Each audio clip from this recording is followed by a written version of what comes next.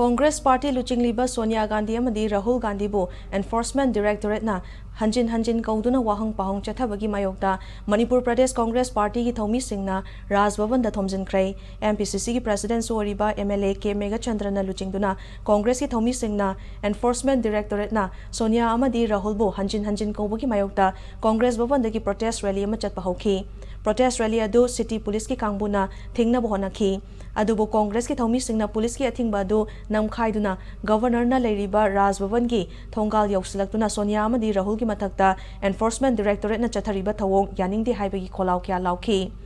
Enforcement Directorate pu Narendra Modi na luchingba BJP lengakna khulai oina sizinai haina Mpcc ki President K Mega Chandra na maral sikhi mahangna makhata na Sonia Gandhi amadi Rahul Gandhi da siriba maral sing yumfam yaudabani haiki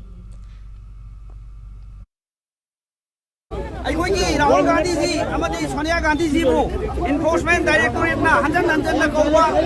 amasung maral leitaba mi bu maral leiba sanba BJP ki thawong yaningde amasung Enforcement Directorate bu condemn tawi amasung Enforcement Directorate bu BJP ki tul loina sinabase yaningde Bharat ki samvidhan kanji